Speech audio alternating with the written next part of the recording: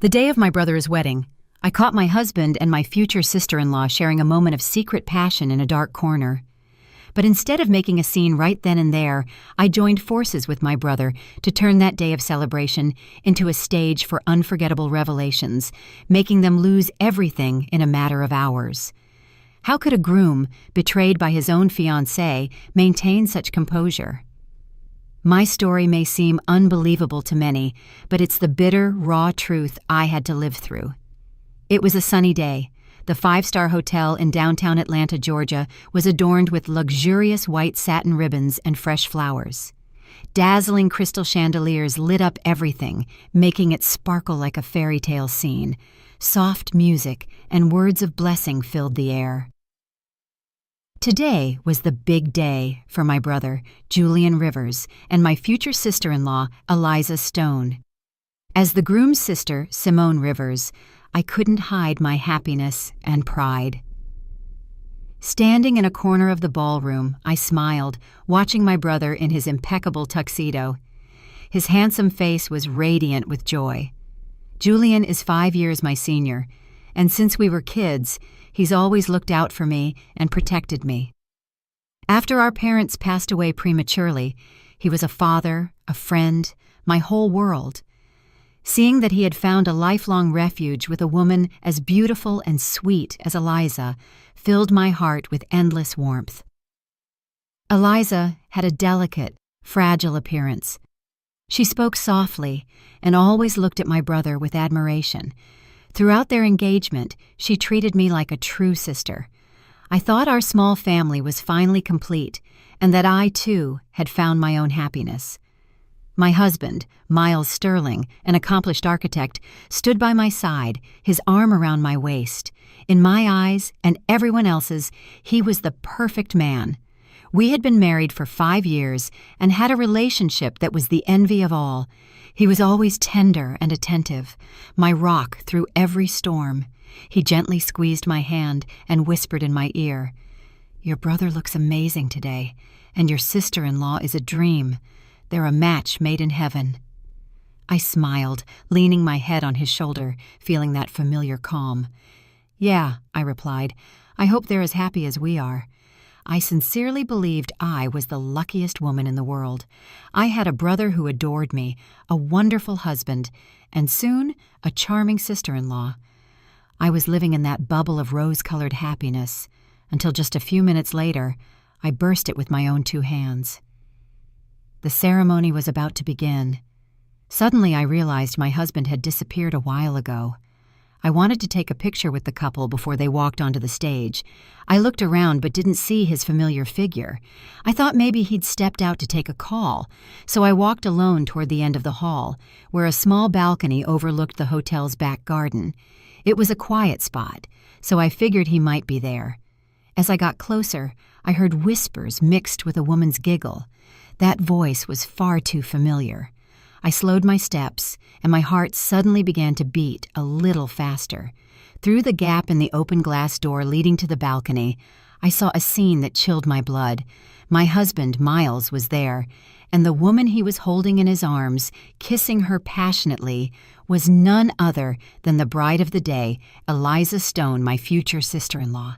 She still wore her pristine wedding dress, but now she looked incredibly repugnant and hypocritical. Time seemed to stop. My ears went deaf. All sounds around me vanished, and I could only hear the sound of my heart shattering. I leaned heavily against the cold wall to keep from collapsing.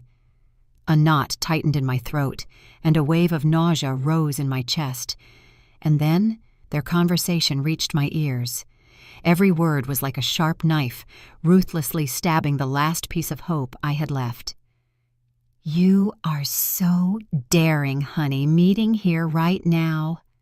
Eliza's voice was flirtatious. Her hands were still wrapped around Miles' neck. Miles scoffed, a laugh I'd never heard from him, full of arrogance and disdain. "What are you scared of? Nobody would suspect a thing. Look at that fool's family, busy like puppets, and her brother, Julian, he's nothing but a lovesick idiot. We've got everything under control." That fool referred to me. Lovesick idiot referred to my brother. I clenched my fists tight. My nails dug into my flesh, but I didn't feel the pain. "Still, I'm a little nervous," Eliza continued. "And if everything gets exposed later? Besides, I don't like the idea of living with you and your wife." Miles laughed again, this time with contempt. "You don't have to be jealous of that girl. I only married her for the label, daughter of a respectable, established family, to fool the world. She's nothing more than a baby-making machine, my shield. As soon as she gives me a kid, I'll find a way to get rid of her. Soon, all of Julian's fortune will be ours, and then you can have whatever you want, my love." My love. Those 2 words struck me like lightning. I couldn't take it anymore. My world, my beliefs, 5 years of love, it had all shattered. In an instant, I turned around and started walking like an automaton. I didn't know where I was going. Tears fell relentlessly, but I lacked the courage to cry out loud. I only felt disgust, a deep, profound disgust. Stumbling along, my mind blank, I bumped into someone. Lifting my head, I saw a figure through my tear-blurred vision. It was my brother, the groom of the day. Julian, seeing my wretched state, slightly furrowed his handsome brow. "Simone, what is it? Did something happen?" I couldn't hold back anymore. I wrapped my arms around him and burst into sobs. Through choked-back cries, I told him everything I had just seen and heard. I expected him to fly into a rage, to run to that balcony and smash everything, to call off the wedding immediately. But he just listened in silence, gently patting my back with his large hand. When I stopped crying, he gently pulled me away and looked me straight in the eyes. There was neither surprise nor anger on his face, only a terrifying calm. He carefully wiped away my tears, and then he winked at me, a significant gesture that only we, as siblings, understood. He whispered a sentence in my ear that I will never forget in my life. "It's okay. The main act is about to begin." Julian Rivers's words hit my ears like a thunderbolt, leaving me so stunned I even forgot to cry. The main act? In such a critical situation, when my dear brother was being betrayed on his wedding day by his fiancée and my husband, how could he say something like that with such calmness? My mind was in chaos. I thought maybe the shock had been so great that he had gone mad. Seeing me still standing there, dazed, Julian said nothing more. He simply took my hand firmly and led me toward the end of the hall, where the groom's waiting room was. He looked around cautiously, and only after ensuring no one was present did he push me inside and lock the door. The room was decorated with white ribbons and balloons, but the air inside was heavy and tense, almost suffocating. "Simone, listen to me closely." Julian turned and looked me straight in the eyes. His expression was no longer one of terrifying calm. It was the seriousness and cold determination I only saw when he made major business decisions. I already knew all of this a long time ago. I froze once more. A long time ago? How? How was that possible? Julian sighed and pulled up a chair for me to sit in. "It was 3 months ago," he began to recount. "I started noticing something wasn't right. That woman, Eliza, showed excessive interest in the management of the Rivers Group, frequently asking about projects or the financial situation, details a fiancé wouldn't normally worry about in such detail. And your husband, Miles, acted with an abnormal familiarity toward her.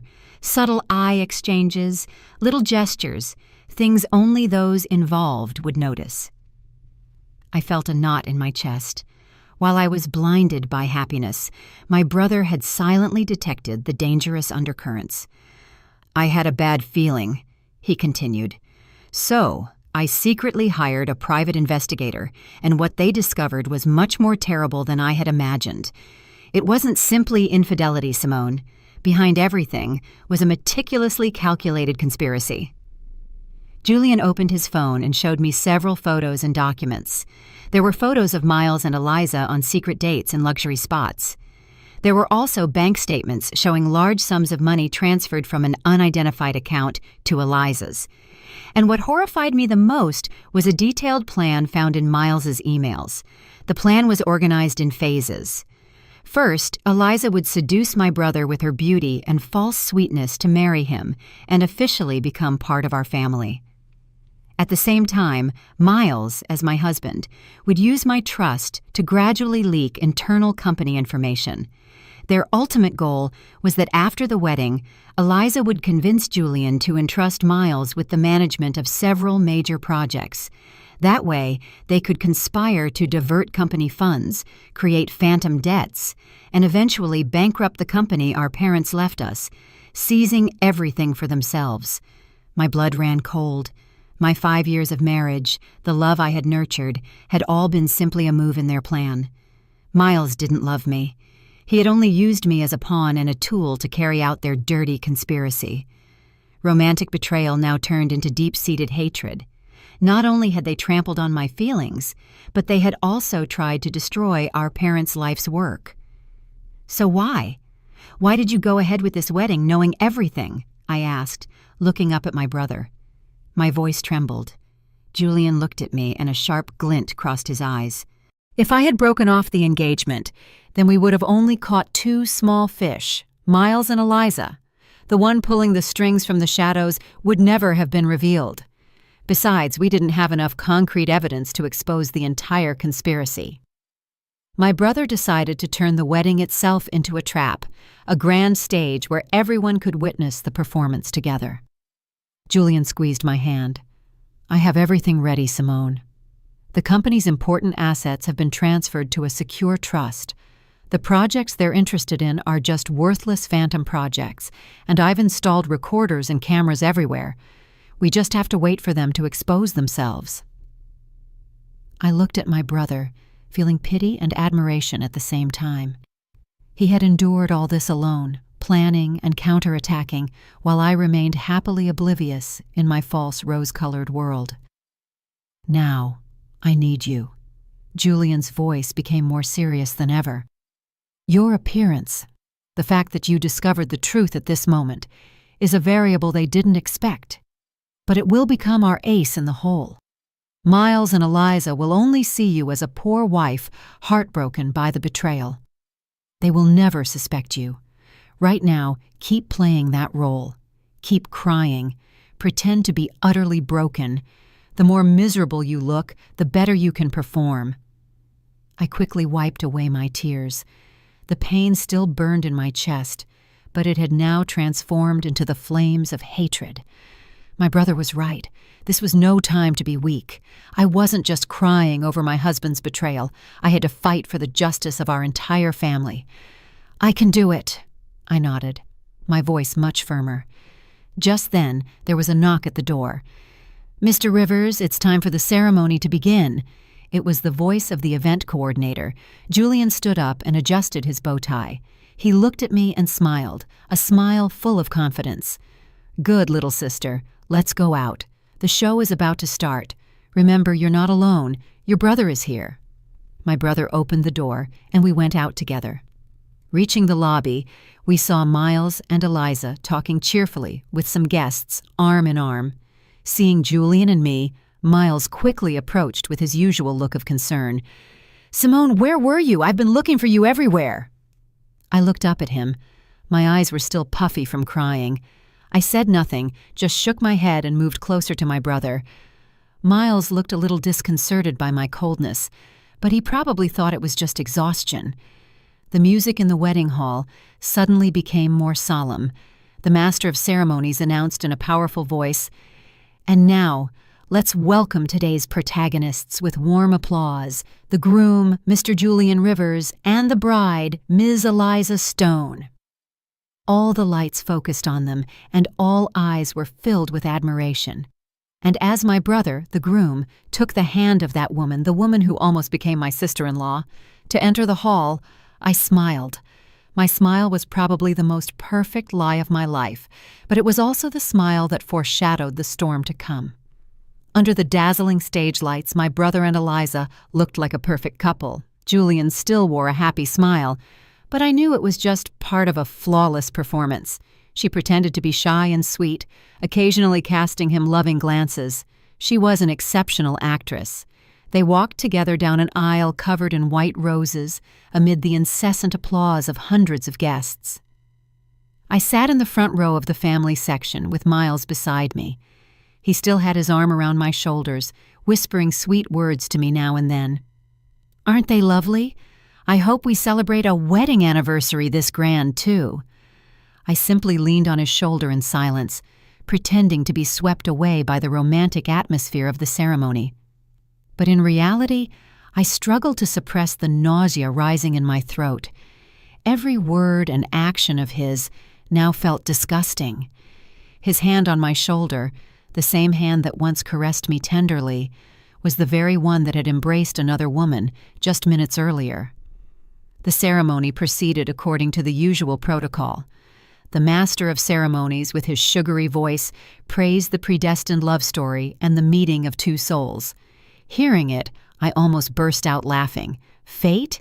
Yes, a destiny woven with conspiracies and calculations. After the empty speeches, the moment for exchanging rings finally arrived. An adorable little flower girl, dressed in immaculate white, climbed onto the stage with the wedding rings in a red velvet box. Julian and Eliza looked at each other, ready to exchange their symbols of love. "Hold up!" Suddenly, a voice from the audience broke the sacred moment. The entire hall held its breath, and all eyes turned toward the person who had just spoken. It was a middle-aged woman. Her attire was quite elegant, but her face was filled with anger and pain. She was accompanied by an older man, probably her husband. I saw Eliza on stage flinch slightly, and her face paled for an instant. My brother remained calm, as if he had anticipated this woman's appearance. "Excuse me, who are you? What is happening?" The master of ceremonies tried to control the situation. The woman didn't reply, but walked straight onto the stage and planted herself in front of Eliza. "Eliza, do you recognize me?" she said, her voice mixed with anger and disappointment. Eliza took a step back, her face so pale it was devoid of color. "Oh, Mrs. Peterson, how are you here?" "Why shouldn't I be here?" the woman scoffed bitterly. "I came to see how my future daughter-in-law, the one who swore eternal love to my son, is about to become another man's wife. I came to seek justice for my son, Elijah." A murmur began to spread among the guests. Future daughter-in-law? Son? What was going on? Miles, sitting next to me, was also surprised. "What's happening, Simone? Who is that woman?" he asked me. I just shook my head, pretending to be equally surprised and confused. The woman turned to the guests and raised her voice. "Ladies and gentlemen, I apologize for interrupting this happy day, but there is something I must say. This young woman on the stage, Eliza, was my son's fiancée. They loved each other for 5 years, celebrated their engagement, and were just waiting for the wedding date. But in just a few months, she changed her mind and ran off with a richer man, leaving my son in terrible pain." Finishing her statement, she pulled a bundle of photos from her purse and tossed them onto the stage. Photos of Eliza with another man in affectionate poses were scattered, along with pictures from her engagement party.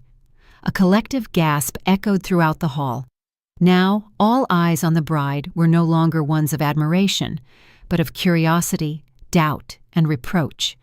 Eliza stood frozen on the stage, her face white as paper. She tried to explain, stammering, "No, that's not it. That person and I broke up a long time ago. We broke up." "What nerve! Now you lie!"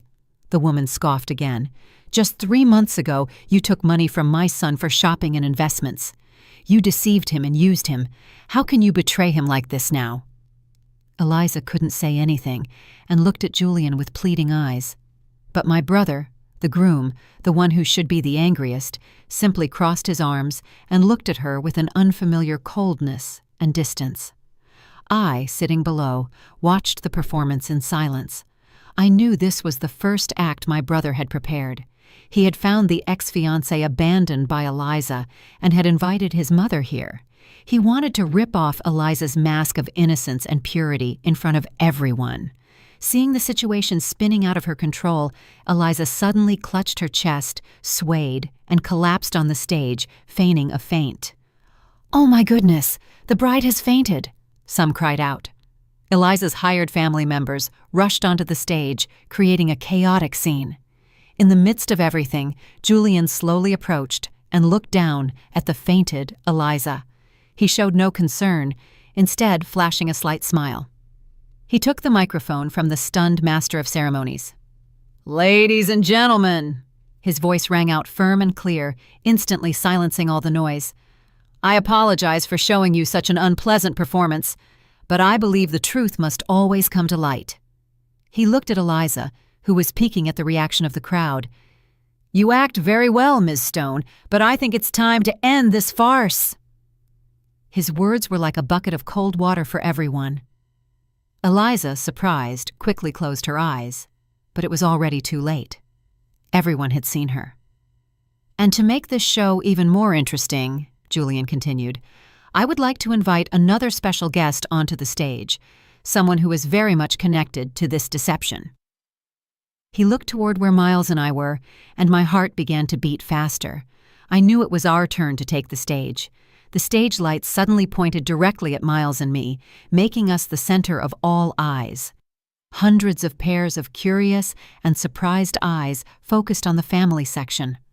Miles was stunned, not understanding what was happening. He turned to me and whispered confusedly, "Who is your brother calling a special guest?" I didn't answer. I just looked at him with eyes full of tears, wearing an innocent, helpless expression. I knew it was my turn to act. "On the stage," Julian continued, raising his voice. This time he addressed my husband directly. "The person I want to invite is none other than my brother-in-law, the architect Miles Sterling. Would you please come up here and share this joy with us?" This sudden invitation caused even more commotion in the hall. People didn't understand why the groom was calling his brother-in-law onto the stage at such a delicate moment. Miles was completely paralyzed. He looked at me, then at the stage, and his face paled. He probably started sensing that something was terribly wrong, but given the public invitation from his brother-in-law and the gaze of hundreds of people, he couldn't refuse. "Go on up, darling," I said softly, giving him a gentle push on the back. In an innocent tone, I added, "Perhaps Julian wants you to share the secret of a happy marriage." My words were like a needle prick, but enough to make Miles flinch. He swallowed hard and, forcing a smile, slowly stood up and walked toward the stage. Each of his steps seemed to weigh a ton. When Miles got onto the stage, Julian affectionately put an arm around his shoulders and addressed the audience. "Ladies and gentlemen, don't you think my brother-in-law is handsome and talented? I am very proud to have a brother-in-law like him. Not only is he a talented architect, but also a wonderful husband who deeply loves my sister." Julian's praise confused Miles even more. He could only smile awkwardly without saying anything. "And perhaps," Julian continued, his voice suddenly becoming significant, "he's so perfect that not only does my sister love him, but other women love him too. Isn't that right, my dear bride?" Julian turned toward Eliza, who was still sprawled on the floor pretending to be unconscious. But hearing this, I saw her eyelids slightly tremble. Miles' face was now white as paper. He started sweating coldly and tried to slip out of Julian's grasp. "Brother-in-law? Brother-in-law? What are you saying? Everyone is misunderstanding things." "Misunderstanding?" Julian burst out laughing, a laugh devoid of any warmth. "Well, let me show everyone what the misunderstanding is." Finishing his statement, Julian signaled the technical team. The two enormous LED screens on either side of the stage, which had originally shown romantic photos of the couple, suddenly turned off and then flickered back on. But this time, the image that appeared was not of roses or candles. It was a video recorded from a hidden angle on the balcony. The whole hall held its breath. The scene that I myself had to witness barely an hour earlier unfolded vividly before the eyes of hundreds of people.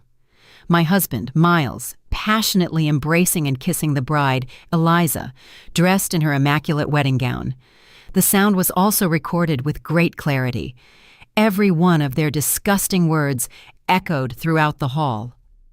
"That fool is busy like a puppet," and "Julian is nothing but a lovesick idiot." "I only married her to fool the world. She's nothing more than a baby-making machine." The entire hall seemed to explode. Cries, insults, and looks of contempt fell ruthlessly upon the two people on the stage. The sordid drama of adultery and betrayal was being projected in the most vivid way possible. Eliza could no longer continue faking her faint. She jumped up, pale and trembling from head to toe. Miles could barely stand. He staggered back a few steps and, pointing at the screen, stammered, "No, it's not true. It's edited. It's a setup." But his weak words couldn't silence the crowd's anger. "Garbage! What a pair of adulterers! I can't believe it!" Insults erupted everywhere. Eliza's fake family couldn't keep up the act either. They stood paralyzed, their faces flushed with shame, not knowing what to do, and I still sat in the front row. Tears began to flow again. This time, it wasn't an act. They were tears of pain from having to relive that scene and hear those venomous words again in front of so many people. I covered my face with my hands. My shoulders shook. I had to project the image of the miserable victim, the wife completely shattered by the cruel truth. On the stage, Julian looked at me, and a flash of compassion crossed his eyes, but it was quickly replaced by cold determination. He approached and snatched the microphone from the master of ceremonies' hand. "Ladies and gentlemen," he shouted. His voice had an invisible force that instantly silenced the chaotic hall. "Did everyone see that? This is the true face of the woman I was going to marry, and the man I once considered my brother-in-law, part of my family." He turned toward Miles and Eliza. His gaze was like two knives. "Do you two have anything else to say, or would you like me to show you something even more interesting?" Miles and Eliza, desperate, could only shake their heads. They were completely cornered, with no way to excuse themselves. "But all this," Julian continued, and his voice became even more mysterious and terrifying, "doesn't end here. This drama of infidelity is actually just the tip of a much larger iceberg." The entire hall fell silent again. Everyone wondered what the groom meant. Julian pulled a bundle of documents from the pocket of his tuxedo and held it up for everyone to see. What they really wanted wasn't love. It was this. What was that bundle of documents? And what connection did it have to the person Julian said was pulling the strings from the shadows? All eyes were fixed on the bundle of papers in my brother's hand, waiting for an even more terrible truth to be revealed. The bundle of documents in Julian's hand was like a mysterious object that captured everyone's attention in the hall. Everyone held their breath, waiting to see which direction this performance would take. Miles and Eliza also looked up, and in their desperate eyes, terror was now reflected. They probably knew better than anyone what those papers contained. "Before I tell you what this is," Julian said in a slow, clear voice, "I'd like to tell you a short story. The story of a cunning old fox who used two skunks to steal from a chicken coop." He scanned the hall with his gaze, casting a piercing look at some of the guests seated in the VIP section. I noticed a middle-aged man with a stocky face and dressed in an elegant gray suit suddenly tense up. He coughed lightly and adjusted his tie. "The fox," Julian continued, "knew the chicken coop was very well protected, so he didn't dare act alone. That's why he found two skunks, a male skunk and a female skunk. He promised them a life of abundance, food, and warm clothes. They just had to help him carry out a plan. The female skunk had the mission of seducing the head rooster, the future owner of the coop. The male skunk had the mission of courting the head rooster's sister, a naive chicken, to become part of the family." Hearing this, I no longer needed to act. Tears streamed down for real. My brother's metaphorical story was like another knife twisting in my pain. I was that naive chicken. Their ultimate goal, Julian's voice became even colder, was that after gaining their trust, they would slowly open the doors and break the fences so that the old fox outside could quietly enter and seize the entire chicken coop. "Not a perfect plan, you two skunks." He looked directly at Miles and Eliza. "Does this story sound familiar?" Miles and Eliza couldn't say anything, only lowered their heads. "And this, which I hold in my hands," Julian raised the bundle of documents. "Is the detailed plan and the map that the old fox drew for the two skunks. The map that tells them which path to take and where to break the fence. This is the complete plan to seize the Rivers Group, our parents' life's work." He flipped through the documents one by one, projecting their content directly onto the large screen. Figures, charts, and dirty corporate strategies appeared clearly. Their plan wasn't limited to diverting company funds. It included creating false scandals, undermining Julian's credibility, and fostering internal divisions to finally create the conditions for a competitor to acquire the Rivers Group at a bargain price. And the name of that competing company was also written clearly: the Golden Crest Group. The entire hall murmured again. The Golden Crest Group was not an unknown name in the business world. It was an emerging force that had risen quickly with bold and controversial moves, and the man in the gray suit, who had displayed strange behavior earlier, was none other than the president of the Golden Crest Group, Mr. Harrison. Now all eyes turned toward him. Mr. Harrison paled, but he tried to maintain his composure. He stood up, fixed his clothes, and tried to leave the hall. "Mr. Harrison, where are you going in such a hurry?" Julian's voice was like an invisible rope that tied his ankles. "The best part is yet to come. You wouldn't want to miss it." Mr. Harrison turned around and forced an awkward business smile. "President Rivers, I believe there is a misunderstanding. I have nothing to do with your company's internal affairs." "Nothing to do?" Julian laughed coldly. "Then how do you explain your secret meetings with these two people and the money you sent Ms. Stone so she could pose as a rich girl, and the promise of a project director position to Mr. Sterling if everything went well?" Every question from Julian was a powerful blow that left Mr. Harrison barely able to stand. He knew my brother wasn't talking just to talk. He had all the proof in his hands. Just then, two men in civilian clothes who looked like police detectives slowly approached Mr. Harrison's table. They said nothing, only stared at him with solemn eyes. Mr. Harrison realized that all his escape routes were blocked. He slumped into his chair, his forehead soaked in sweat. The performance he had meticulously constructed was about to end. The old fox had finally been cornered. I, sitting below, watched everything. My heart was no longer filled with personal pain, but with anger at the vileness and cruelty of the business world. For profit, they were capable of trampling everything: love, family ties, even human decency. My husband, Miles, whom I once loved madly, was nothing more than a pawn on someone else's chessboard. He had sold his soul for a vain promise. He looked at me, and in his eyes there was no longer brazenness, but emptiness and extreme despair. He had lost everything: love, honor, and his future as well. On the stage, Julian, after exposing the entire conspiracy, turned toward me. He walked in my direction without saying anything and silently extended his hand. I took his hand and we went up to the stage together. He took the microphone, and his voice was no longer sharp, but softened with a touch of compassion. "Ladies and gentlemen, the person most hurt in this story is not me, but my sister, Simone. This girl has had to endure the deception and betrayal of the man she deeply loved. She is completely innocent." He turned toward me, and with a look full of love said, "Simone, I'm sorry. I'm sorry you had to go through this. I should have realized it sooner. I should have protected you better." I just shook my head, and the tears flowed again, but this time they were tears of emotion and gratitude. "Today's wedding," Julian continued, "will not have a bride, but the party will continue. I hope all our distinguished guests stay and consider this a celebration of the truth." The entire hall erupted in applause. They weren't applauding for a wedding, but for the courage and the victory of justice.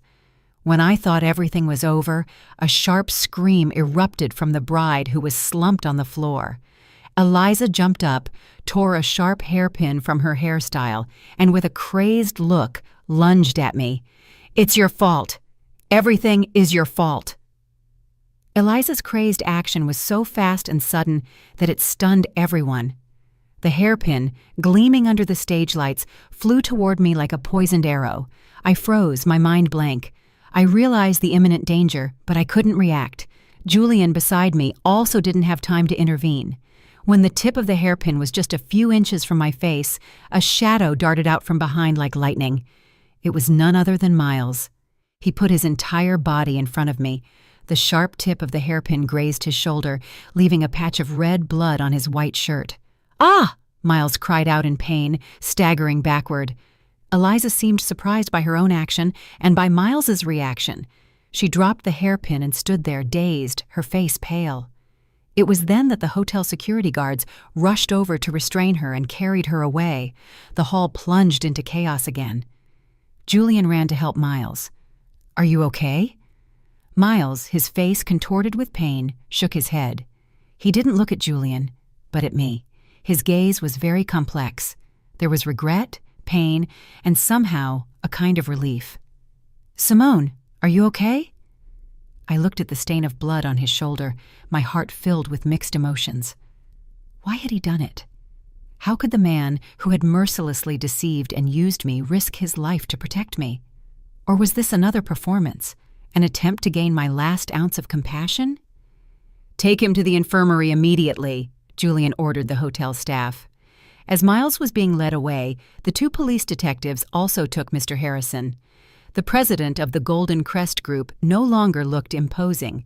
He was just a defeated old man, walking with his head bowed amid people's accusations and contempt. The wedding farce had finally come to an end. Julian took the microphone again and tried to calm the guests. "Ladies and gentlemen, once again, I apologize for the unexpected incident. Our party will have to end here. On behalf of the family, I sincerely thank you all for your attendance." The guests began to leave one by one, taking with them an unforgettable story. What had been a splendid wedding hall now looked desolate and cold, like a ruin. Julian and I stood in the empty space in silence. Extreme exhaustion washed over us. "It's all over, Simone." Julian gave me a gentle pat on the shoulder. I nodded, but a big question still lingered in my mind. "Brother, how did you know everything? The company acquisition plan, Mr. Harrison's role? How did you know?" Julian looked at me and gave a sad smile. "Because I wasn't the only one who wanted to expose him." My brother told me another story, a story that had been hidden for years. Before he passed away, our father was a close friend and business partner of Mr. Harrison. Together, they laid the first bricks of both companies, but it was that same Mr. Harrison who used dirty tricks to deceive our father into taking all his shares and driving him to bankruptcy. That blow caused our father to fall ill, and soon after, his health deteriorated, and he passed away. I always had my doubts about our father's death. Julian's voice became heavier. After inheriting the company, I began to investigate in secret, and little by little, I found evidence of his crimes, but he was too cunning and cleverly hid all the traces. I never had enough proof to sink him, until Eliza appeared, my brother continued. At first, I was also fooled by her innocent appearance, but I realized there were too many coincidences. She always casually mentioned projects the Golden Crest Group was competing with us on. So I had her investigated and discovered the connection between her and Mr. Harrison. I realized he was trying to repeat the same script with me as he did with my father, and I decided this was my opportunity to avenge our father. Hearing this, I felt a knot in my chest. Behind the company's success, my brother had carried such a heavy burden of vengeance. He had had to live a lie, act with the woman he was going to marry, waiting for the day he could take down his enemy. Then, everything was in your plan. Most of it, yes, Julian nodded. Except for one thing. I didn't know your husband was also part of his plan, much less that you would be the fuse for all of this. Your appearance, your courage, was the unexpected variable, the decisive blow that made him fall without having time to react. My brother looked at me with pride. My little sister, you've truly grown up. I managed a smile through my tears. We had won together as siblings. We had won. A little later, a hotel employee came to inform us that Miles had received first aid. The wound wasn't deep, but he had to go to the hospital for a tetanus shot and a more thorough checkup. He said he wanted to talk to me alone for a moment before leaving. I hesitated for a bit, but finally nodded. In the end, I wanted to know if there was any sincerity left in him. I entered the infirmary. Miles was sitting on a gurney with his shoulder bandaged. He looked disheveled. His designer suit was wrinkled and discarded, his shirt stained with blood, and his face lacked all vitality.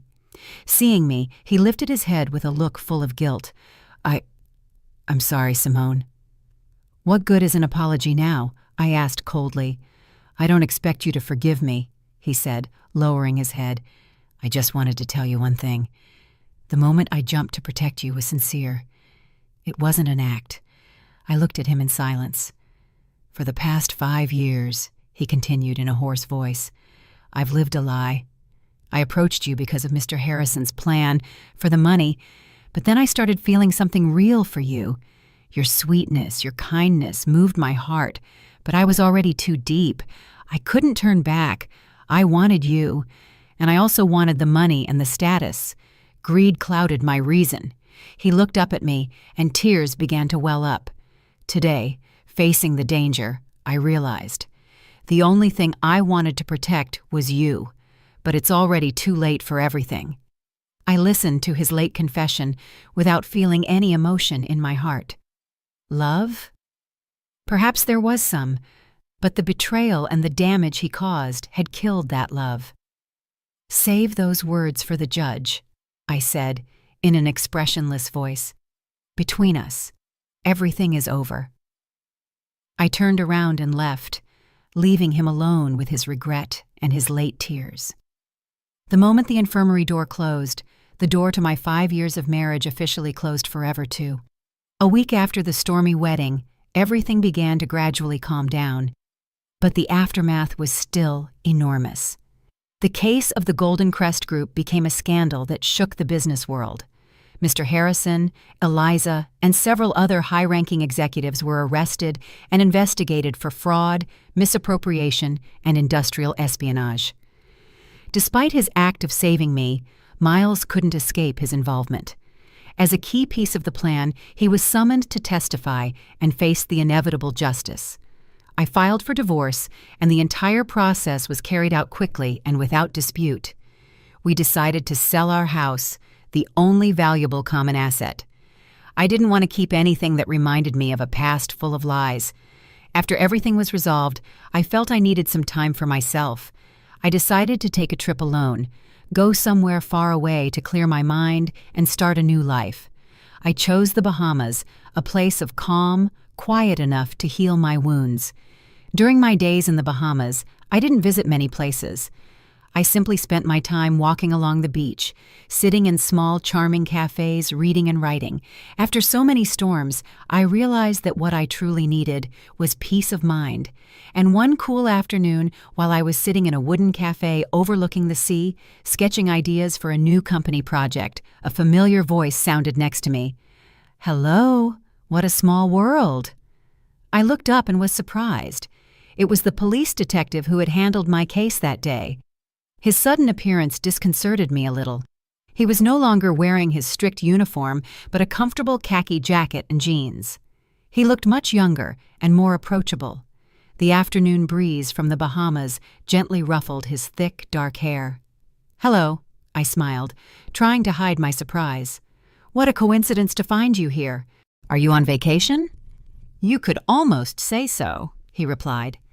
A gentle smile revealed a slight dimple. "I was transferred here a few weeks ago. You could say I'm starting a new life." He looked at my notebook and pen. "You're working. Sorry to interrupt you." No, I had just finished." I hurried to close the notebook. Then he hesitated a little. "Would you mind if I sit here for a moment?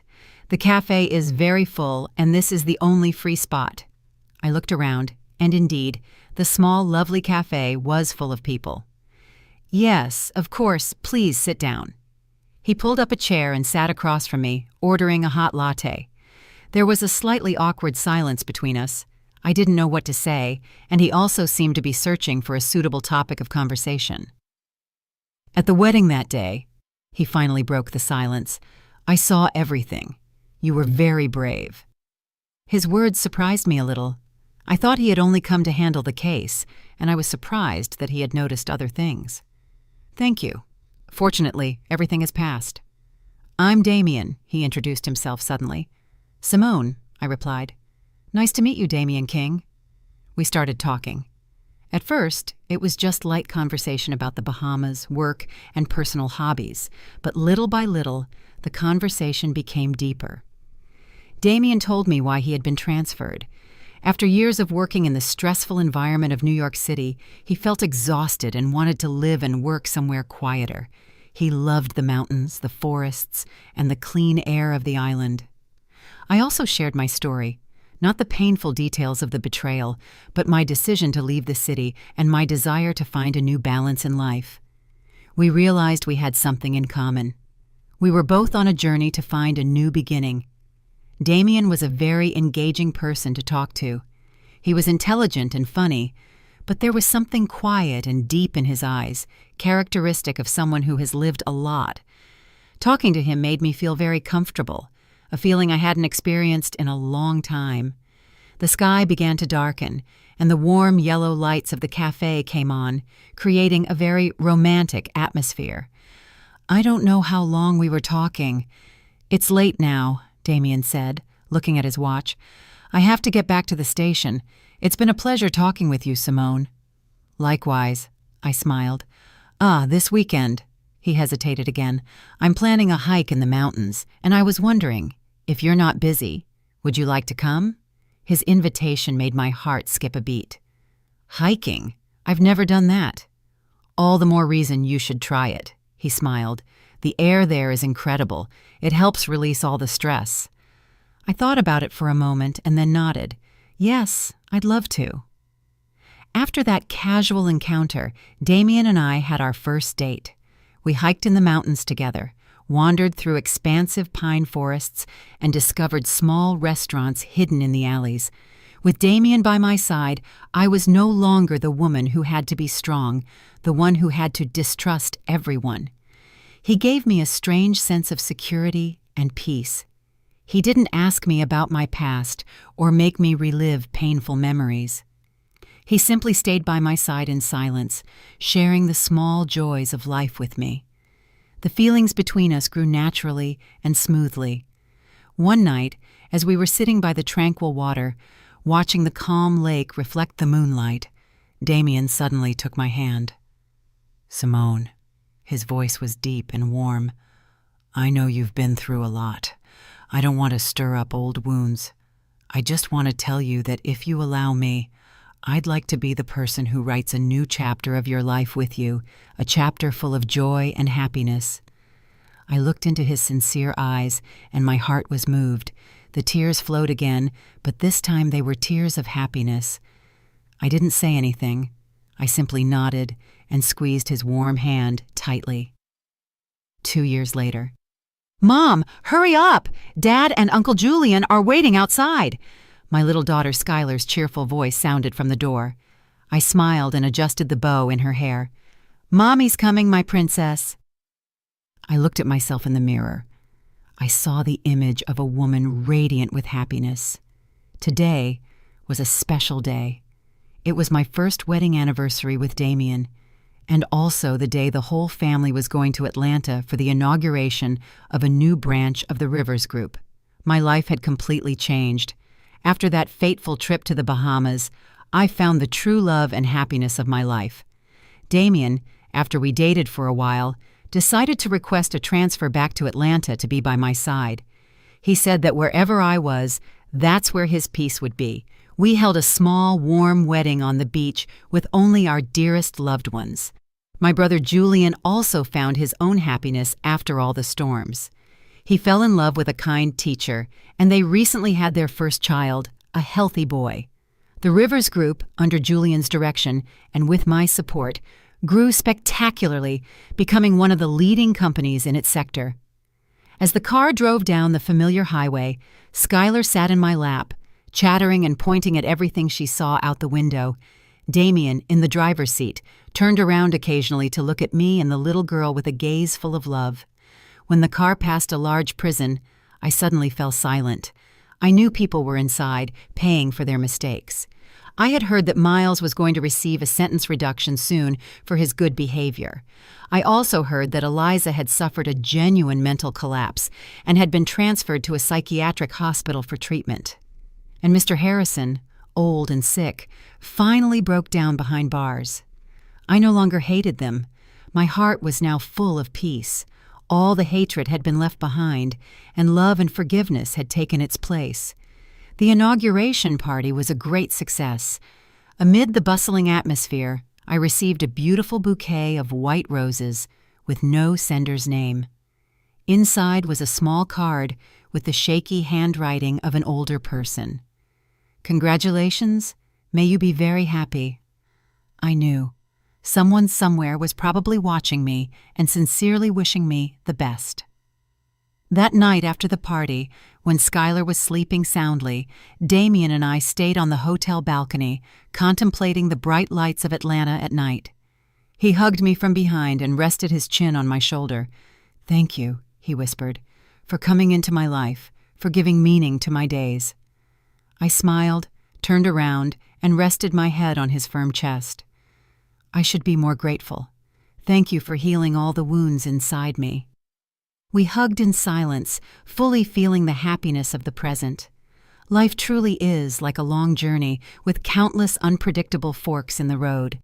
There were moments when I thought I had fallen into the abyss of despair, but it was in the darkest place that I found the light of my life. A new beginning, a new happiness. Everything was here in my arms. After the trip to Atlanta, we returned to our quiet routine. Our small house was filled again with Skylar's laughter and the warmth of family.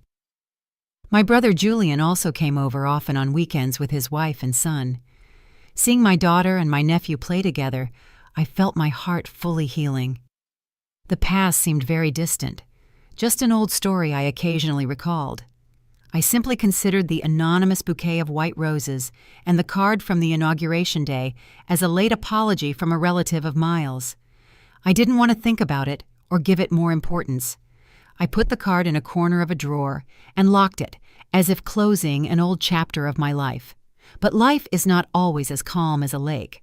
The first ripples began to form so subtly that at first I thought it was just my oversensitivity due to everything I had been through. Sometimes, while driving down the street, I had the feeling that a familiar black car was following me. But when I looked closer in the rearview mirror, the car disappeared into the traffic.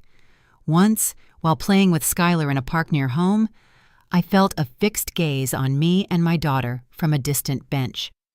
It was a middle-aged woman, dressed very elegantly, with a wide-brimmed hat and sunglasses that covered part of her face.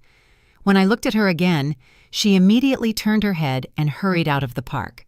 When I told Damien about this, he simply laughed and hugged me. "You're overthinking again. You're a successful, beautiful executive now. It's normal for some admirer to look at you." But I knew my husband said this to reassure me. His police instinct kept him silently on alert, too. "I'll check the security cameras around the house. It never hurts to be cautious," he added. That incident soon faded into oblivion, too, until Skylar's second birthday. The party was intimate at home, just Julian's family, us, and a few close friends. While everyone was cheerfully singing happy birthday, the doorbell suddenly rang. Damien went to open it and came back with a beautifully wrapped gift box in his hand, but his expression was a little strange. "It's from a messenger service," he said. "It's a gift for Skylar, but it doesn't list the sender's name." We were all surprised. I took the gift box, and a vague unease came over me. The box was wrapped in high-quality gift paper, tied with an elaborate pink satin ribbon. Clearly, the sender had put a lot of effort into it. "Maybe it's from some business partner who appreciates you?" Julian guessed. I thought so too. It was probably a business gift. I opened the box carefully under everyone's curious gaze. Inside, resting on soft velvet, was a small, beautiful, white gold bracelet crafted with great delicacy. The bracelet's pendant was a finely carved lotus flower with a small diamond in the center that glittered under the light. It was a very valuable gift, but what froze me was not its value, but the small card that accompanied it. The handwriting on the card was soft elegant, and very familiar. I opened the card with trembling hands, and inside was a single short line. "Happy birthday to our little girl from her grandmother." Our little girl from her grandmother. The word grandmother was like a bolt of lightning striking my mind. Who? Who was the grandmother? My mother had passed away. My mother-in-law, Damien's mother, lives in the country and doesn't write with such refined calligraphy, and my shaky ex-mother-in-law definitely doesn't. I took the card and compared it to the handwriting on the white roses bouquet card I received at the inauguration. They were identical. It was the same person, a person who called herself my daughter's grandmother. "Simone, what's wrong with you? You're pale as paper." Damien shook my shoulder with concern.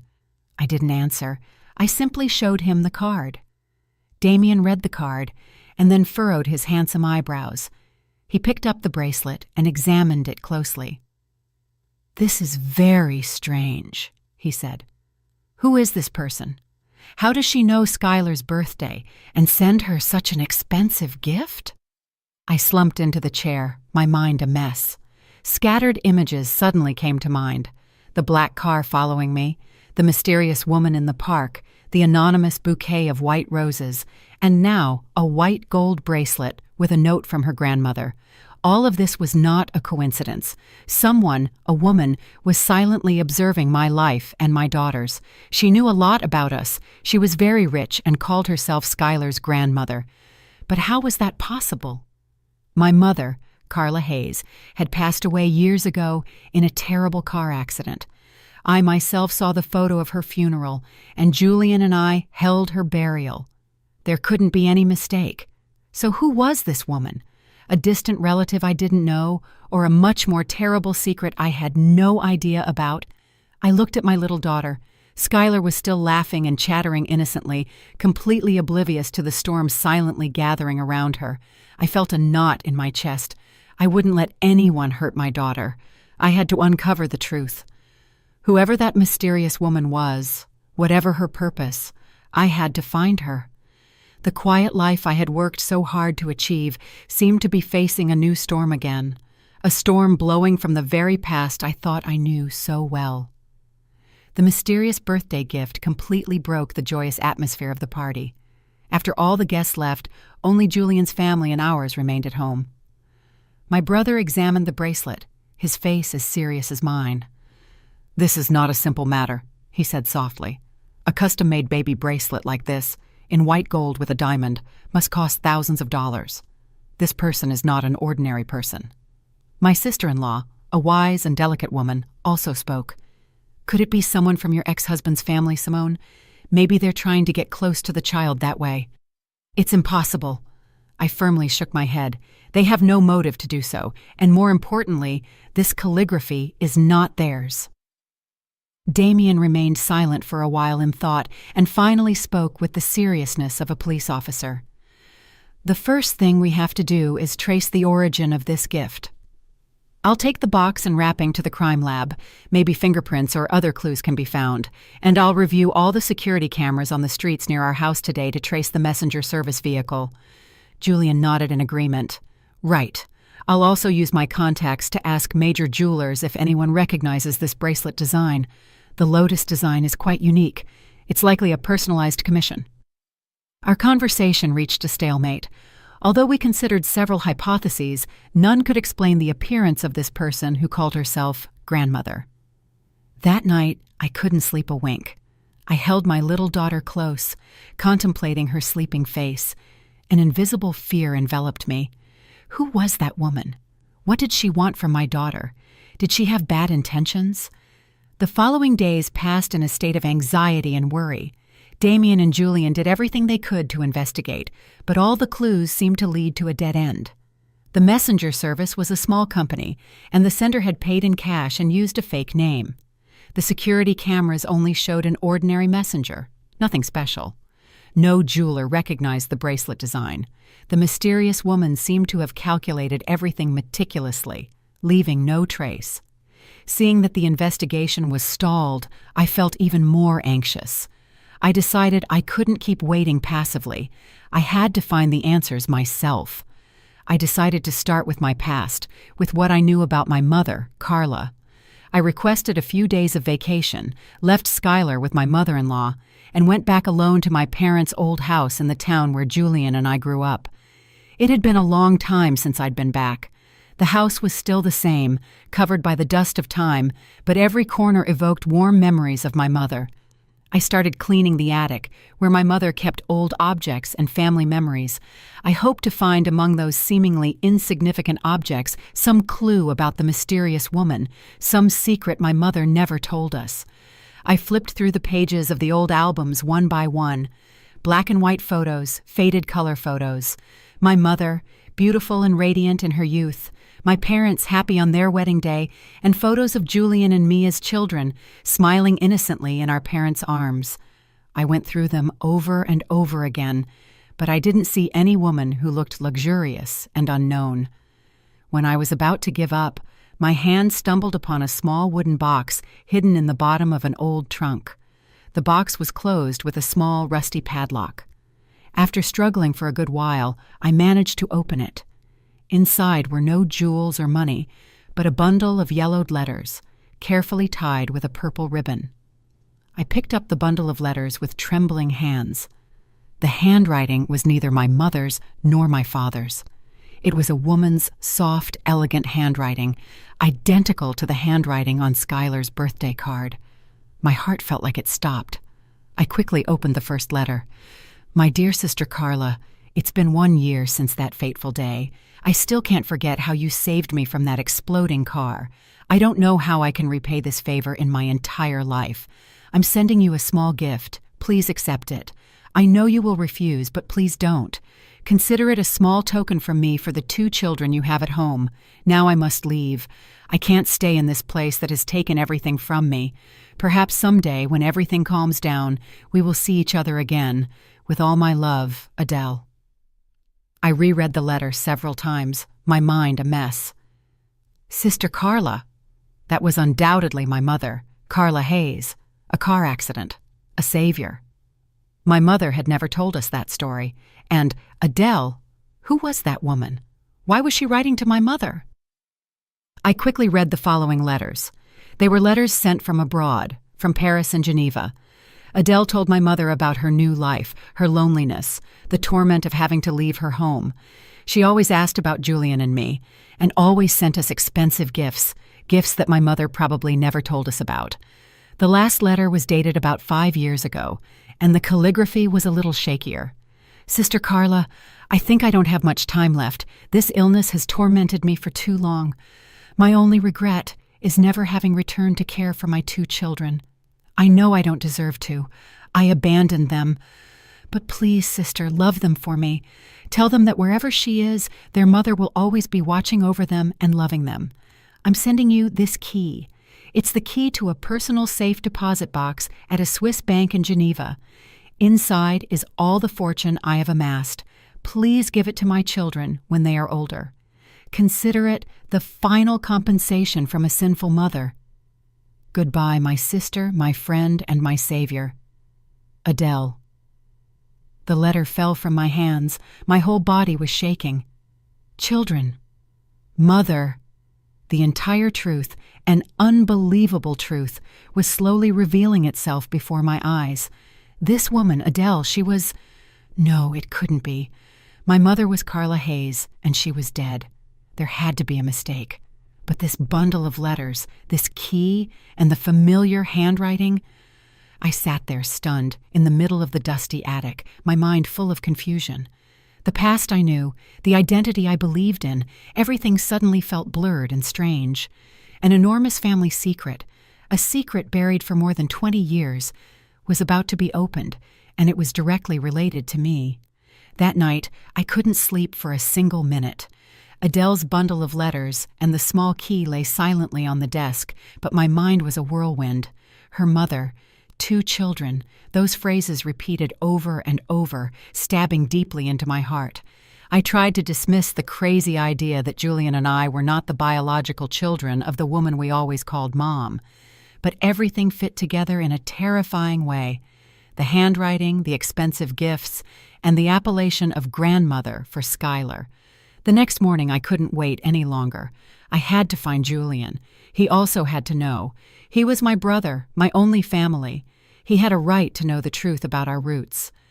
I hastily drove back to the city. I went directly to my brother's office. Seeing my haggard appearance and sunken eyes, he questioned me anxiously. I said nothing. I simply closed the office door in silence and placed the bundle of letters and the key on his desk. "Read it," I said in a hoarse voice. Julian, surprised, picked up the first letter. As he read, his expression changed from surprise to astonishment and then shock. He read every letter, and the hand holding the paper began to tremble. When he finished the last letter, he collapsed into his chair, staring into space with lost eyes. "No, it can't be," he murmured, shaking his head over and over. "Our mother is Carla. Who is this Adele?" "I thought so too," I said bitterly. "But brother, look at this handwriting. It's identical to the one on Skylar's birthday card." I showed him the photo of the card I had taken with my phone. Julian stared intently at both handwritings. The last shred of doubt in his eyes vanished. He covered his face with his hands, and his broad shoulders trembled. For the first time in my life, I saw my always strong and firm brother so fragile and powerless. We sat in silence for a long time, each lost in our own confused thoughts. The past we knew, the mother we loved, everything had suddenly turned into a big question mark. "Then, Mom Carla," Julian lifted his head, his voice hoarse, "wasn't our biological mother? She raised us. She loved us. Why did she hide this from us?"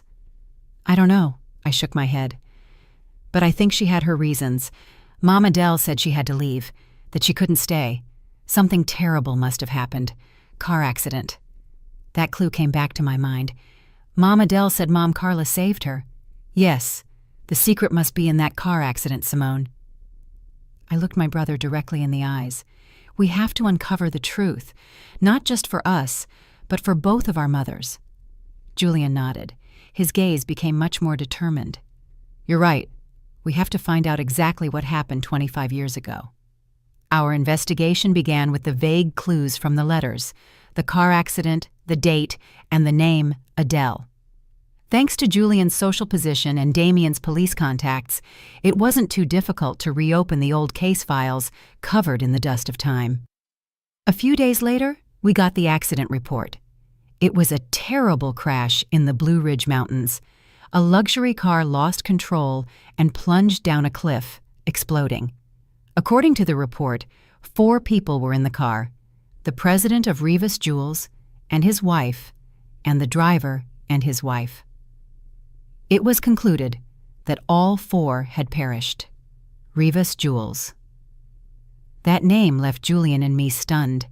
It was an empire that once dominated the American jewelry industry, but mysteriously collapsed shortly after its president's death.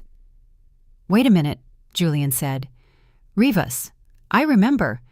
Our father worked at Rivas before founding the Rivers Group. He was the chief financial officer there." Another coincidence. Everything seemed to be connected, but the report said all 4 died. Then who is Mom Adele, and why did she say Mom Carla saved her? I asked, confused. That's the key. Damien, who was sitting with us, intervened. He pointed to a section of the autopsy report. Of the 4 bodies found, one was so burned that it was unrecognizable.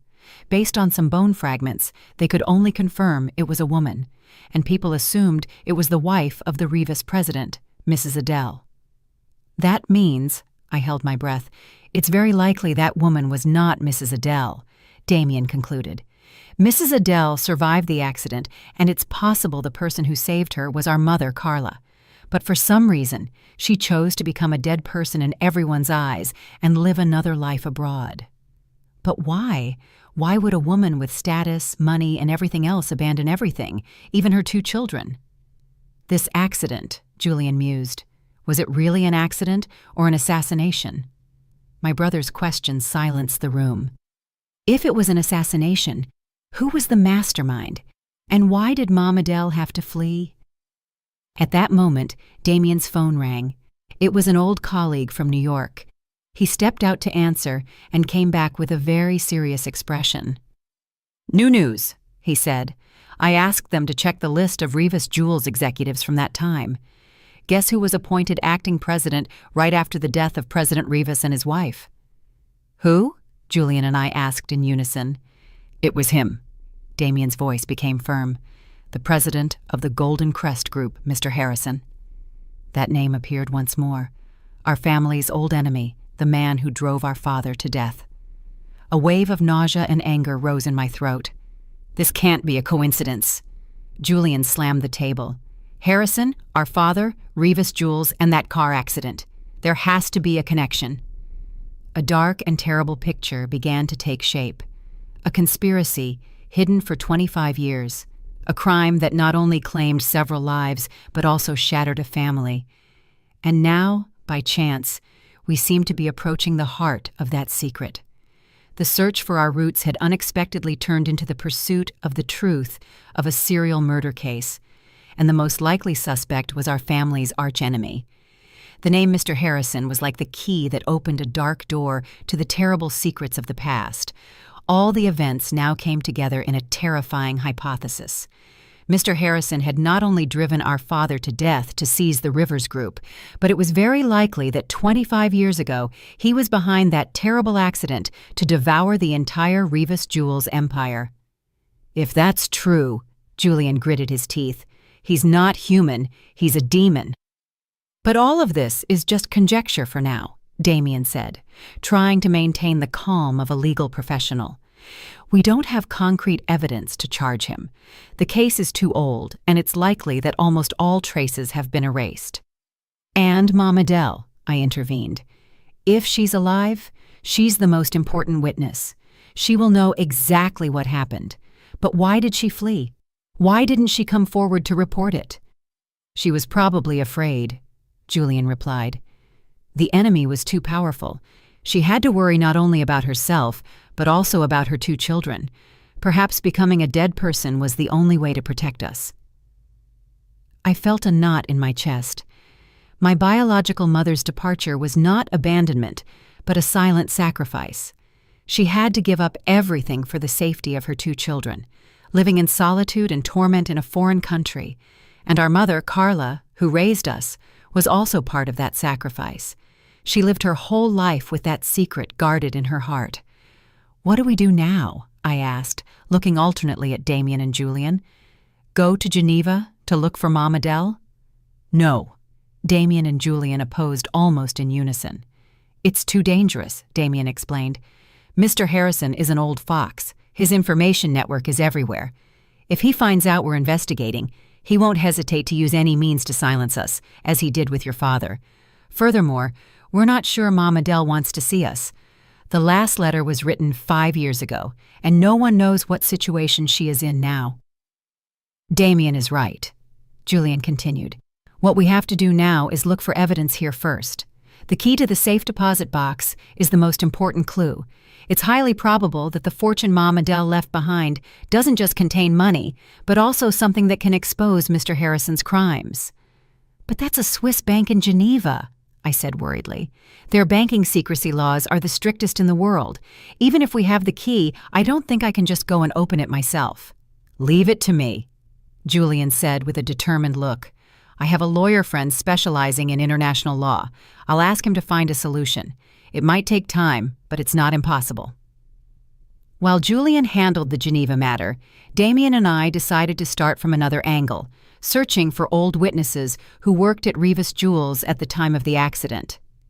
25 years is a long time, but surely there were still people who knew what happened, people who had to remain silent due to Mr. Harrison's oppression, bribery, or threats. Our search was very difficult. Many people had moved, many had passed away. Those who remained, when the names Rivas Jewels and Mr. Harrison were mentioned, all shook their heads in fear and refused to speak.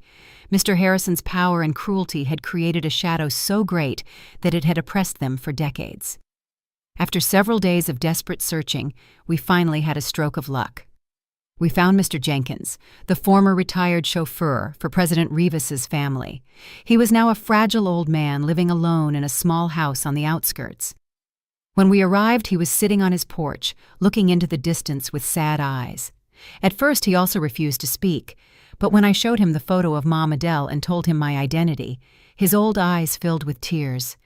"Miss, are you Miss Simone?" he asked in a trembling voice. When I nodded, Mr. Jenkins burst into tears. "My God, she's alive! I thought the entire president's family—" He invited us into his house. After calming down, he began to tell the story from 25 years ago, a story he had kept in his heart like a nightmare. "The day of the accident," Mr. Jenkins said in a trembling voice. "I was supposed to drive that car, but that morning, the then Vice President, Mr. Harrison, suddenly sent me to another state with an errand. He said it was urgent and sent another driver in my place. It was a young guy who had just started. I didn't know him well. When I heard the news of the accident, I felt something wasn't right," he continued. "That car was the president's. I checked it every day. It was impossible for the brakes to fail. I tried to tell the police, but no one believed me. They said I was rambling from grief, and a few days later, Mr. Harrison sent someone to give me a large sum of money and threatened me that if I kept talking, my family wouldn't be safe. Out of fear for my children." Mr. Jenkins lowered his head, his voice full of regret. "I had to keep quiet. I accepted the money and left the job. For these 25 years, I haven't slept a single night in peace. Remorse and guilt have tormented me constantly." Mr. Jenkins' testimony was living proof that the accident was not a coincidence, but a meticulously planned conspiracy. "Mr. Harrison," Mr. Jenkins added, "was not only cruel but also very distrustful. He always had a small tape recorder installed in the president's office to monitor all his conversations. Once, I saw him by chance secretly changing the batteries. A flash of lightning crossed my mind. A tape recorder. If it was still there, it was highly likely to have recorded important conversations, evidence that could expose Mr. Harrison's crimes. But where is that office?" Rivas Jewels no longer exists. Its former headquarters must now be owned by another company. When we felt lost, Mr. Jenkins provided us with another valuable piece of information. After the president's death, Mr. Harrison sealed up his old office entirely. He said it was to preserve his memories, but I know he was afraid that someone would find something inside. That room is still intact on the top floor of the old Rivas building. All the clues seem to converge on one point: a room sealed for 25 years that could contain the black box of the entire case. But how could we enter a place so heavily guarded by another corporation? The old Rivas building was now called the Golden Crest Tower, standing in the center of the city like an impregnable fortress. Infiltrating there, especially the sealed room on the top floor, was an almost impossible mission for ordinary people like us. "This can't be done through normal channels," Damien said after circling the building. "The security system here is state-of-the-art. There are surveillance cameras everywhere and guards patrolling 24 hours a day. The access doors on each floor use magnetic keycards. It's impossible to enter through the main door." While we racked our brains, we finally received a call from Julian, who had been silent for several days, with important news. "I talked to my lawyer friend," Julian said. "He says that as biological children, we have the full right to request information about our mother's safe deposit box at the Swiss bank, but the process is very complicated and will take at least a few months.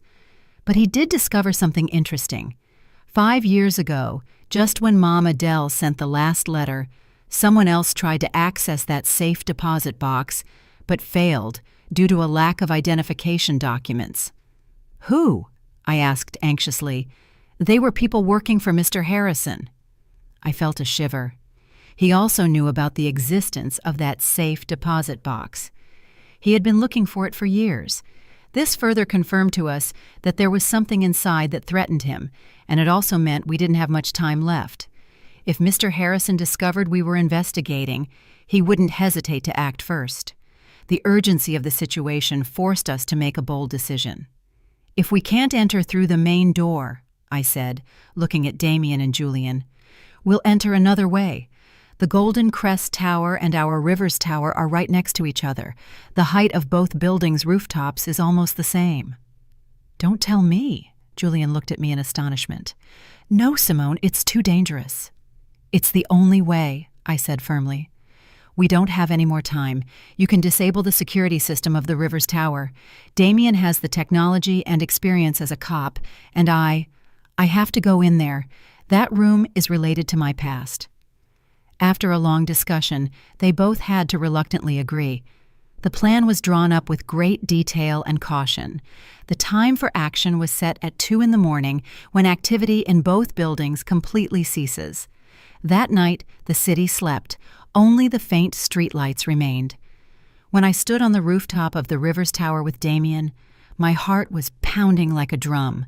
The wind from the heights vigorously whipped my hair. From here, the rooftop of the Golden Crest Tower seemed to be only about 15 feet away. It wasn't a great distance, but it was an abyss between life and death. Damien carefully prepared the equipment. He was an expert in these matters. He used a special gun to launch a high-strength cable to the railing of the building opposite. The cable was firmly anchored at both ends. "I'll go first," Damien said in a deep, reassuring voice. "When I cross and secure the area, you slide across the rope. Don't be afraid. I'll hold you tight." I nodded. My palms were already damp with sweat. I held my breath as I watched Damien agilely hang onto the rope and cross the dark void. A few minutes later, he arrived safely on the other side and signaled me. It was my turn. I took a deep breath and firmly grasped the cold rope. My whole body was suspended in the night sky. Below, the city lights seemed distant, and a small mistake could make me fall. But the thought of my mother, of the truth waiting for me on the other side, gave me strength. When my feet touched the railing of the Golden Crest Tower, Damien hurried to help me. "You did it," he whispered proudly. We quickly disabled the rooftop cameras and found the way to the emergency stairs. The sealed office was right on the floor below. The old lock was no problem for Damien. The heavy door opened with a creak, revealing a space that had been steeped in darkness and dust for 25 years. We turned on a small flashlight, and the faint light swept across the room. Everything was as Mr. Jenkins had described. The desk, the bookshelf, the set of sofas. Everything was covered in a thick layer of dust. The stale air smelled of time. According to Mr. Jenkins, the tape recorder was hidden behind a large oil painting hung on the wall. Damien carefully took down the painting. Indeed, an old cassette recorder was cleverly installed in a small hollow in the wall.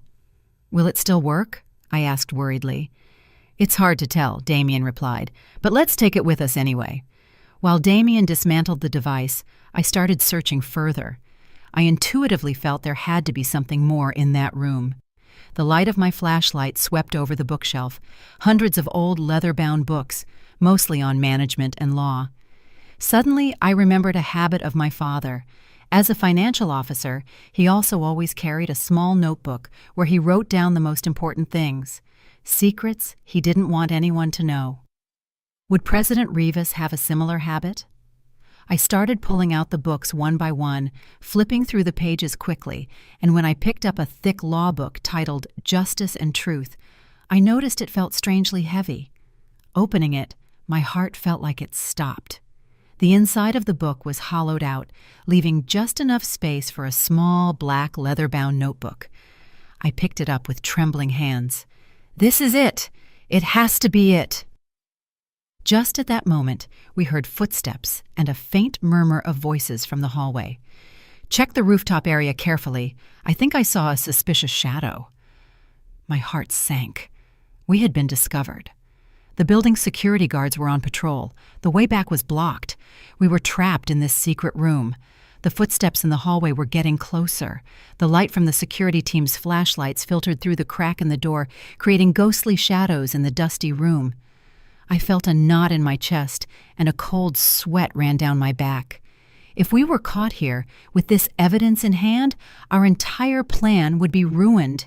We would be charged with trespassing, and the notebook and recorder would never see the light of day. Damien signaled me to be silent.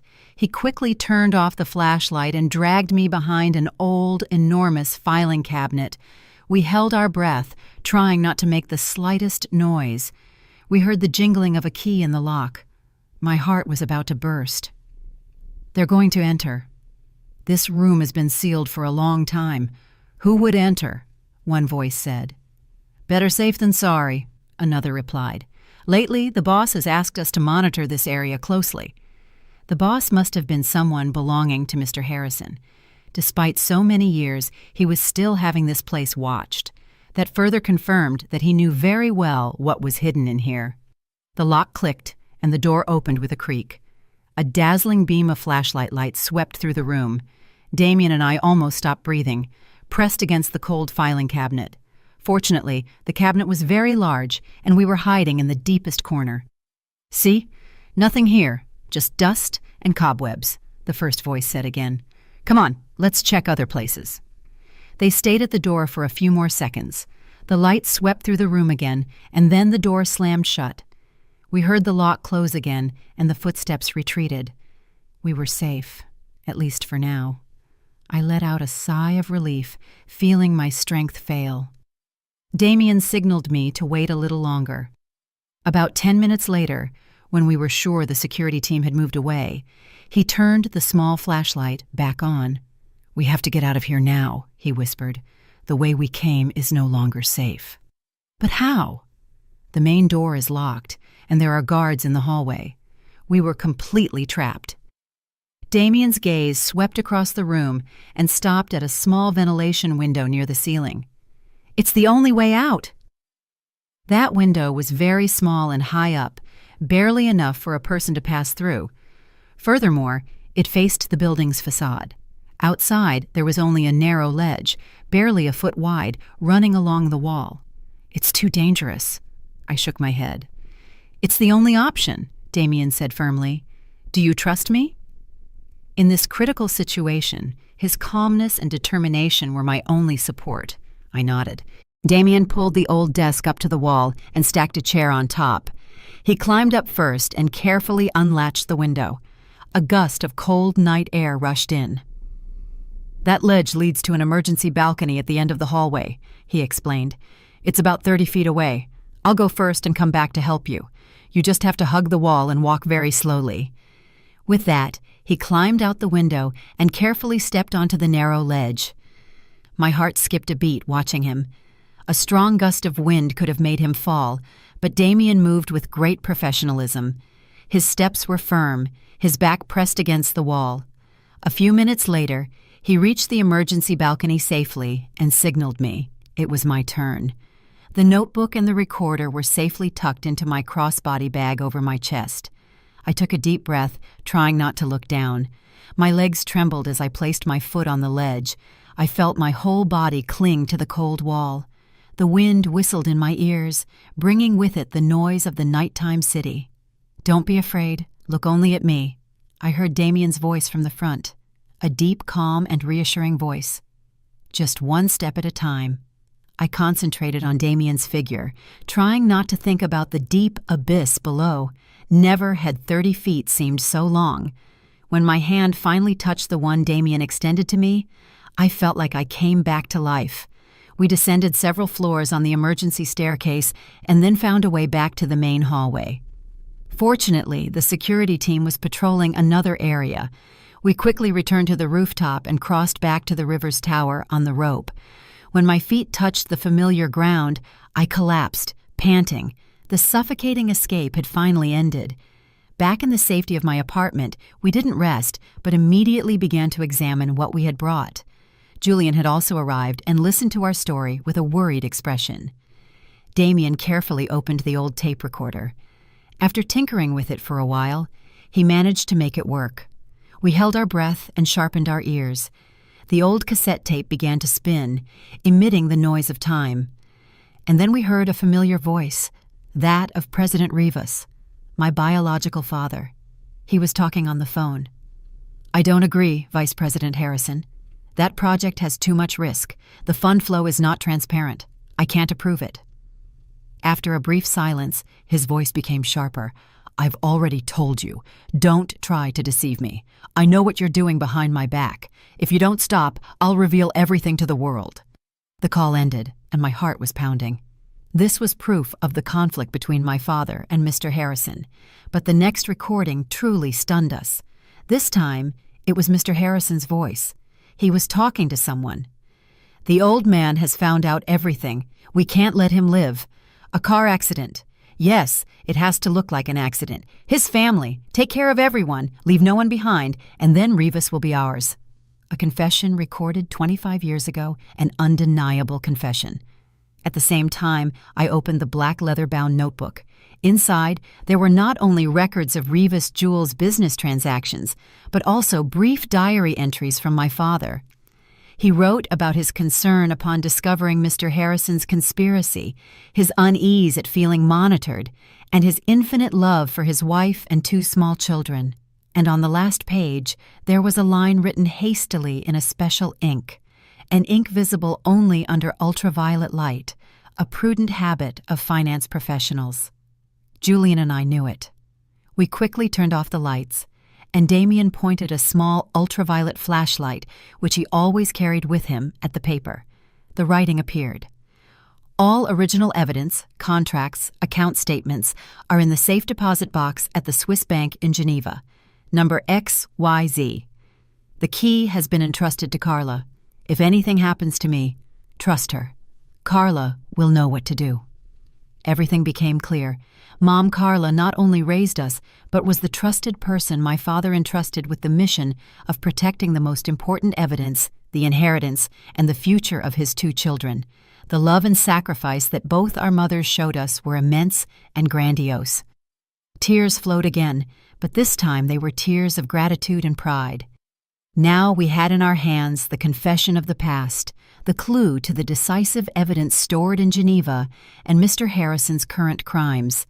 The plan for the final counterattack, the decisive battle, was about to begin. The net of the sky had been woven tightly. All that was left was for the biggest fish to fall into it himself. With the irrefutable evidence in our hands, we knew the hour of final judgment was very near. But we were also aware that confronting a cunning old fox like Mr. Harrison required not acting rashly. A small mistake could give him the opportunity to turn the tables and erase all traces. We need an absolutely perfect plan, Julian said with a firm expression. We have to attack him by surprise, without giving him time to react. The plan was drawn up with the participation of all 3 of us. Julian, with his position in the business world, would strike the decisive blow in the commercial sphere. Damien, with the support of his trusted colleagues, would handle the legal aspect to leave him no escape, and I would confront him directly, becoming the fuse for the bomb that was about to explode. The first step was to resolve the Geneva matter. With the recording and the notebook as evidence, and the cooperation of the police, Julian's lawyer friend quickly managed to convince the Swiss bank. They agreed to open the safe deposit box, but on the condition that I be present and the process be carried out under the supervision of both parties. 1 week later, Julian and I were in Geneva, Switzerland. The bank vault was cold and silent. When the familiar metal box was placed on the table, my heart pounded again. Mom Carla's key slipped smoothly into the lock, and with a turn, the box door opened with a click. Inside, there was no money or jewelry, but a thick bundle of documents carefully wrapped in plastic. They were all the originals of the phantom contracts, the bank statements recording the illicit money flows, and all the secret agreements Mr. Harrison had used to seize Rivas Jewels. Every document bore his handwritten signature. This was the ultimate weapon, the final sword that could end that demon's career. With the lawyer present, we made copies of all the material and immediately sent them to Damien. Everything was ready. Upon our return to the States, the atmosphere was tense. Mr. Harrison, after the failed intrusion attempt at the Golden Crest Tower, seemed to have smelled the danger. He began to show defensive behavior. The number of his bodyguards doubled, and all his meetings were strictly controlled. "He's trying to erase the traces and divert his assets," Damien reported in an emergency meeting. "We have to act before it's too late." The D-Day was set. It was the day of the Golden Crest Group's annual shareholders meeting, a major event that brought together all the management, main shareholders, and media. It would be the perfect stage for us to end this performance. That morning, I chose a deep red dress, a color that symbolizes power and determination. Julian wore his usual elegant suit, but there was an unusually steely determination in his eyes. We attended not as competitors, but as guests of honor, a surprising move that Julian had prepared beforehand through some shareholders favorable to the Rivers Group. The auditorium of the National Convention Center was packed. Mr. Harrison was seated at the presidency on the stage, still maintaining an expression of confidence and authority. He was giving a passionate speech about the Golden Crest Group's achievements and its ambitious future plans, a perfect speech from a competent leader. When his speech ended amid thunderous applause, Julian signaled me. "Now, excuse us." A voice resonated from the door. It was Damien entering in uniform along with an investigation team. "Mr. Ricardo Harrison, president of the Golden Crest Group, we are here to execute an emergency arrest and search warrant in connection with charges of organized murder and misappropriation of assets." The entire hall was stunned, and all cameras instantly turned toward the stage. Mr. Harrison jumped up, his face changed, but he tried to maintain his composure. "What are you saying? There must be a mistake. I am an honest businessman." "There is no mistake, Mr. Harrison." I raised my voice as I walked from the audience. All eyes turned toward me again. "Or do you want me to remind you of the car accident that took place in the Blue Ridge Mountains 25 years ago?" Hearing this, the composure on his face completely crumbled. He looked at me, and there was hatred and astonishment in his eyes. Julian also stood up and walked onto the stage. He carried a bundle of documents in his hand. "And what he did to my father. The time has come for him to pay for all his crimes." Julian signaled the technical team, and on the giant screen behind Mr. Harrison, instead of growth charts, images of documents, contracts, and bank statements appeared.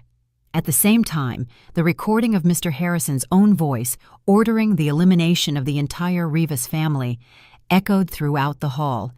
"Turn it off!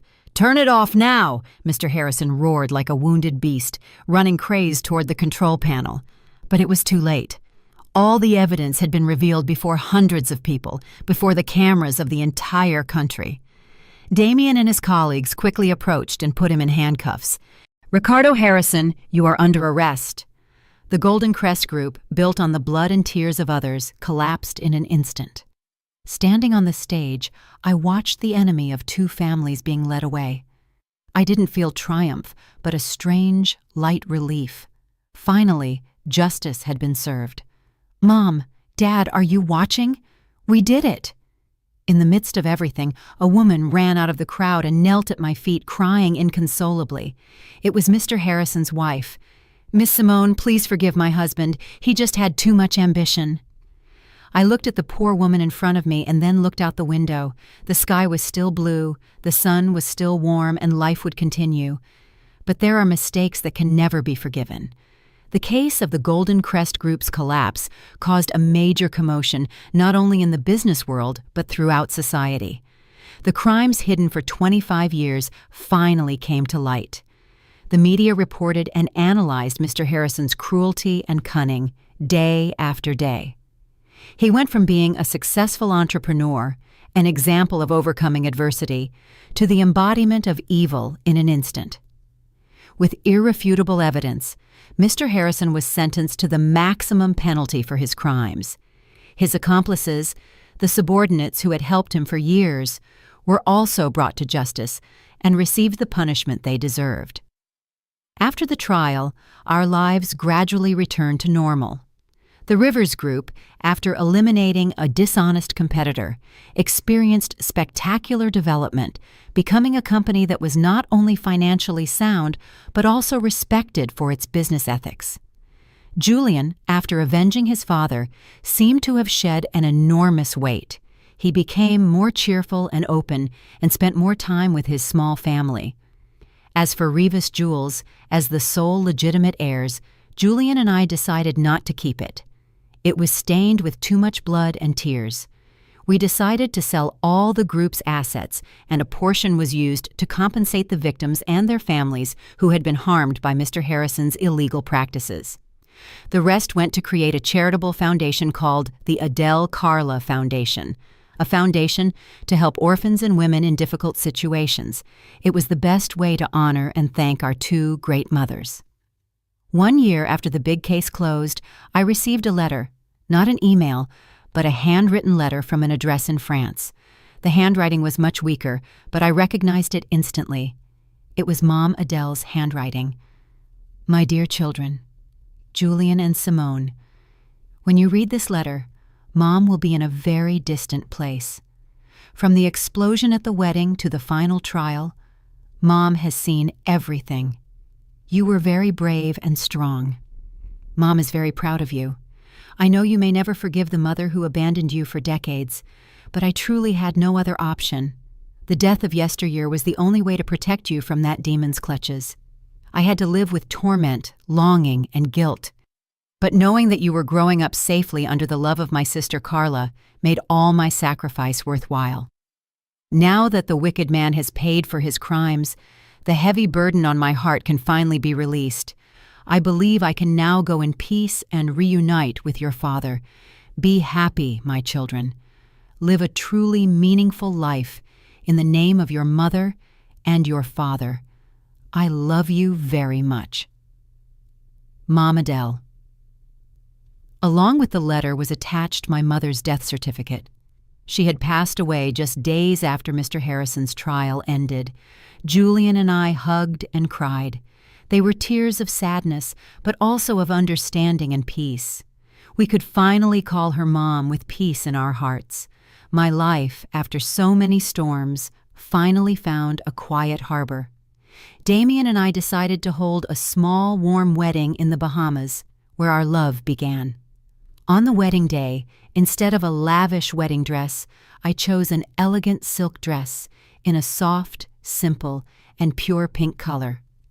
In my hand, instead of a bouquet, I firmly held the hand of Damien, the man who had accompanied me through the most difficult moments.